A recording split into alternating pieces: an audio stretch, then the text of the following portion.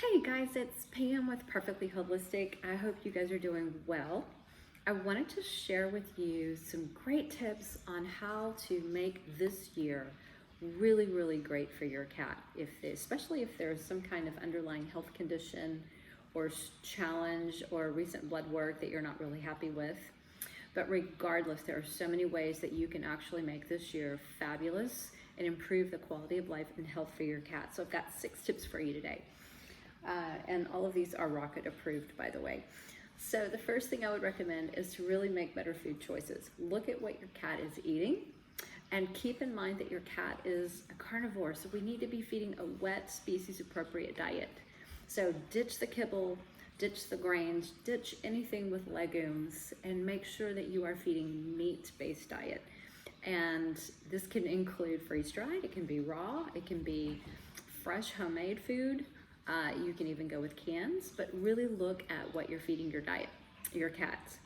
And the second thing I want you to think about is offering daily exercise and stimulation. So cats get bored, number one, especially if they're indoor cats. And so find creative ways to keep them entertained, offer some play sessions once or twice a day, and maybe introduce something new. And this could be something, it's not even a toy or a food, but just showing them something that they can smell or touch or experience for the first time, something new to keep them interested and stimulated every day or even every week would be great. The third thing I want you to think about is ways to eliminate toxic exposure and reducing the toxic load on their body. So some things to think about would be flea and tick products that you might use, if you use them at all. If your cat is indoors, why are you using flea and tick products to begin with? So rethink that. If your vet wants you to treat your cat with heartworm medication, but your cat is indoors, why do you need that? So rethink questions like that. And if you absolutely have to use a flea and tick product, make it something that's non-toxic. So forget the Heart Guard, forget the Hearts, forget the veterinary flea and tick products, and instead look for something that's natural, herbal based. There are some great products out there. You just have to do your research and you have to look for them. But these would be much better options and much safer and non-toxic for your cat. This can also mean cleaning products. So look at what kind of cleaning products you're using for your cat too. So if they are things that you find in the grocery store aisle that has a list of chemicals and words you can't pronounce, it may not be very safe and very healthy. So look for non-toxic, natural, earth-based kind of cleaning products, and they're so easy to make too. Just using vinegar and water and maybe some fruit slices like lemon or grapefruit just to add a little bit of scent to it. Just natural cleaning products are the great way to offset that toxic load. The fourth thing that you can do to make your cat's health improve or quality of life improve this year is to avoid unnecessary vaccinations. Just keep in mind, over-vaccination is one of the biggest problems in the veterinary world and in pets' lives. So no matter where you live, you're gonna have vets that really try to push vaccines over and over and over again. So start to think about ways you can be smarter about giving vaccines. Are they necessary? What is the risk that your cat's facing? Do they live indoors? If so, they don't need to be revaccinated all the time. If they've had at least their kitten shots, they probably don't need to be revaccinated every year or even every 3 years. So keep that in mind. Be smart about your kitten vaccines. So a kitten's first vaccine should probably be around 11 or 12 weeks of age once the mother's antibodies wear off. And then if you do a booster, make it about 4 weeks later, and then make sure you only give one vaccine at a time. This way you really reduce the odds of some kind of adverse reaction. And remember, their bodies are so little, they don't have the ability to protect themselves from the toxic effects and adverse reactions being so little.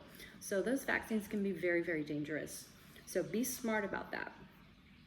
You can also ask for titer tests. So if your vet is one of those that wants to push vaccines, you need to start asking them to titer, T-I-T-E-R, test your cat to see if there are still antibodies present that would rise up if they were exposed to that specific disease. And just remember, older cats don't die from diseases that you vaccinate cats for. So be smarter about your vaccine choices. The fifth thing that I would recommend is that you use more natural alternatives to medication. So if you think about things like, how do you provide a systemic support for like endocrine system, digestive system, cardiovascular system? If your cat has a diagnosed disease or illness pertaining to a specific organ or body systems, research ways that you can provide something more natural to support those organs and body systems that are non-toxic. And there's a lot of stuff out there that's really, really good. So think of things like homeopathy and herbal supplements, gemotherapy, CBD, colloidal silver, probiotics, and even digestive enzymes can be tremendously helpful for your cats. And if you've got some sort of a behavior issue, or you think it's some kind of an emotional issue, just remember to consider things like animal communication and even Reiki for pets. These are powerful energy modalities that are very, very beneficial and can really help get you some answers and some relief in a lot of cases.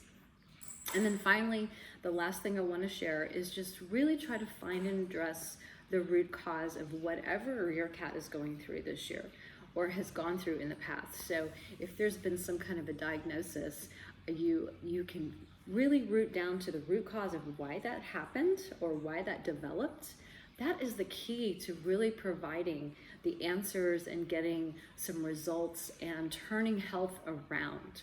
So if you can work with someone who is a muscle testing expert, like myself, like many other vets out there that do muscle testing, that is the way to go.